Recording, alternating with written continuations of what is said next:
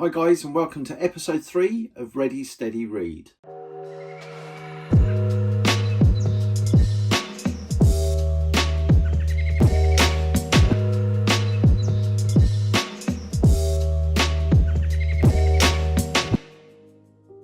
Thank you so much again for joining me on Ready Steady Read, and thank you so much for the comments that you put last time on episode 2. It seems that my discussion of modern coin magic has forced a couple of you to take it off your shelves and read through it, and thank you for all the positive comments. It's really appreciated. If you've not done so already, then please subscribe using this button here, and also click the little bell just here. This is a notification button just telling you when new videos appear on our YouTube channel. So guys, today I'd like to talk about Darwin Ortiz at the Card Table, a book that has recently been republished. Now, I can't remember the exact year that I picked this up. What I do remember is the first time that I ever heard the name Darwin Ortiz. Paul Daniels' magic show was quite prevalent on the TV when I was a lot younger, in my teens.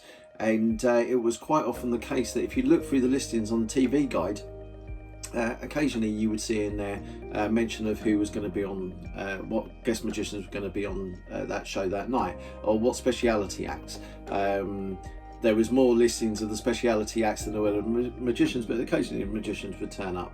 And on there, one day I remember seeing the name Darwin Ortiz. And I remember watching the video of him, or watching the performance of him on the Paul Daniels magic show, and thinking, wow, you know, this is magic of a totally different level. Wasn't long after that a friend of mine by the name of Paul Carr, for those of you that remember the name Paul Carr, he used to run a company called Wood and Brass many years ago. It's not a name that you're likely to hear nowadays, but there'll probably be some people out there that remember that name and remember Paul, certainly. He said to me once, he said, I've got this new set of videos in, and it was Card Sharp by Darwin Ortiz. So I immediately snapped them up. I watched them and almost wore out the tapes, and not long after that brought the Card Sharp book.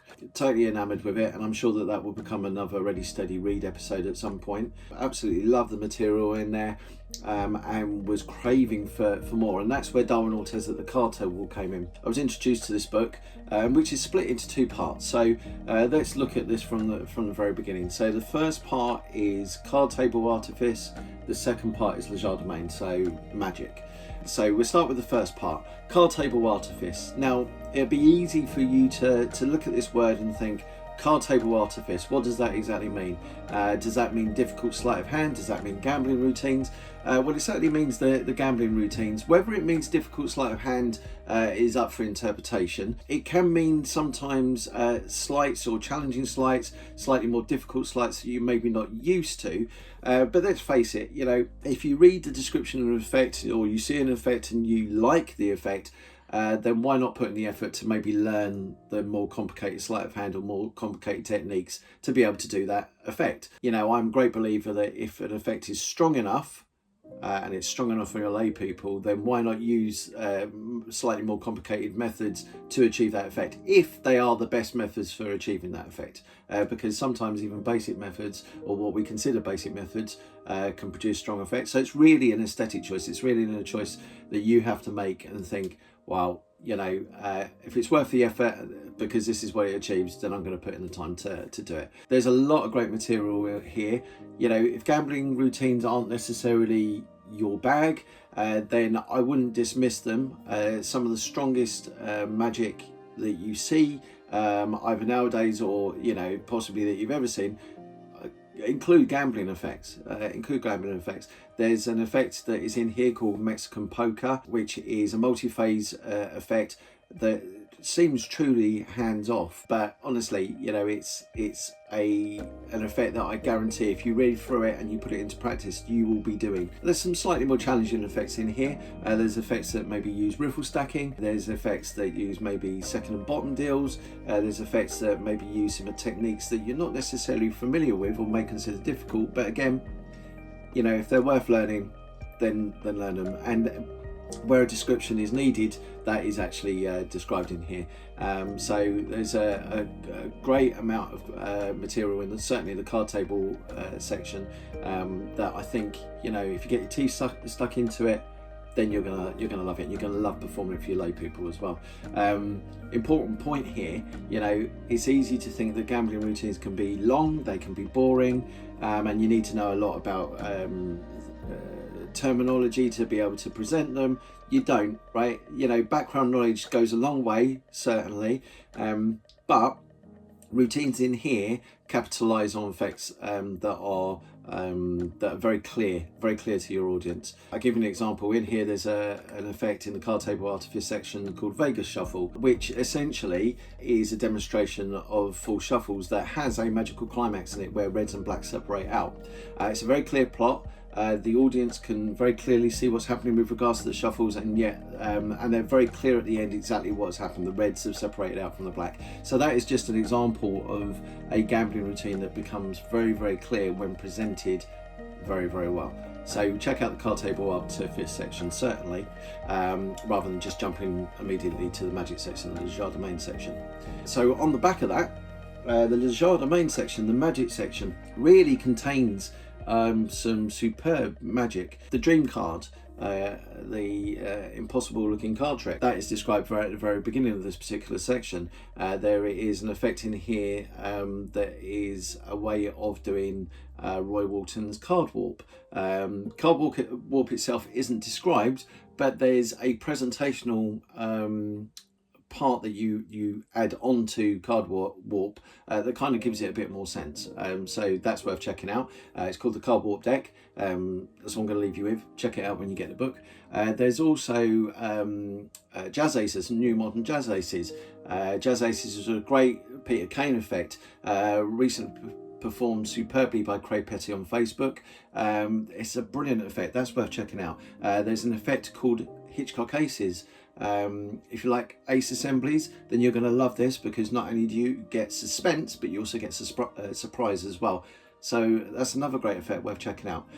We have Jumping Gemini, which is a brilliant packet trick, which I'm going to perform a little bit later on. But again, very, very easy to do. If you have basic to intermediate card knowledge, then you'll be able to do the trick.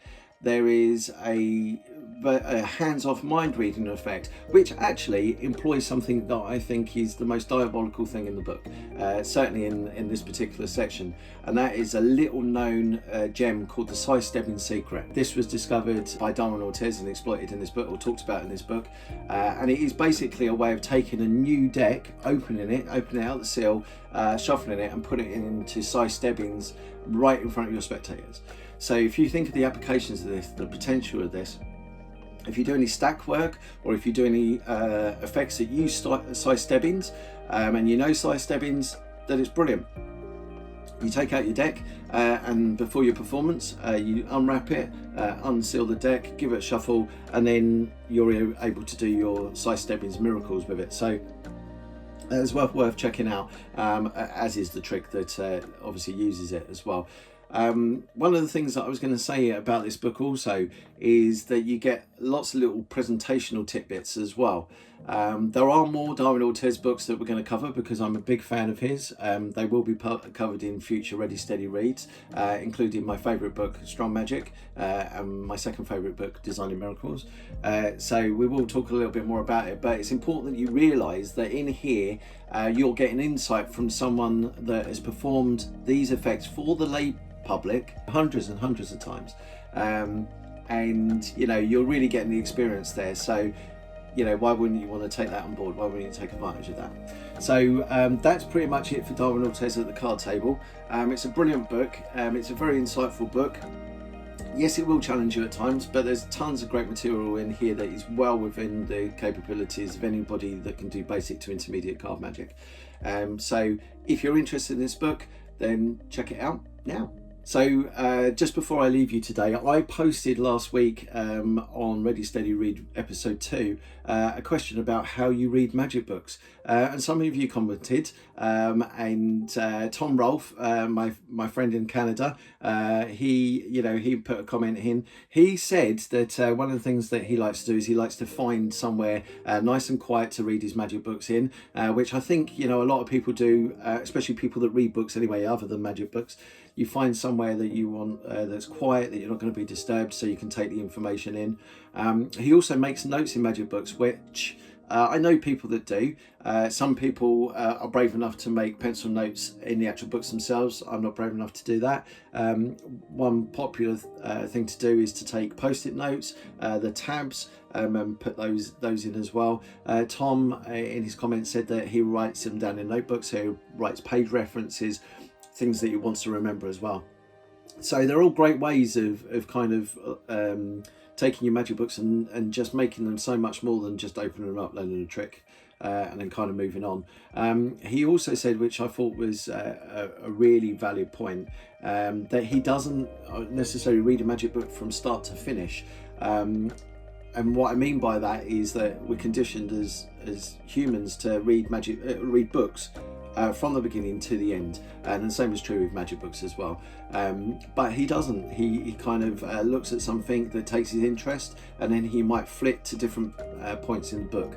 I think that's a great way. I've quite often done that. I don't have one consistent rule for it. Sometimes I will pick up a magic book and I will read it from start to finish, as in Strong Magic and Designing Miracles, things like Absolute Magic, Pure Effect. But other books, possibly because someone's recommended something to me, I will open it up at that recommendation, read that description first, and then maybe flip to other stuff that kind of takes my interest. So there's lots of varied ways of doing that, but there's some great ideas there, Tom, so thank you for sharing those with us.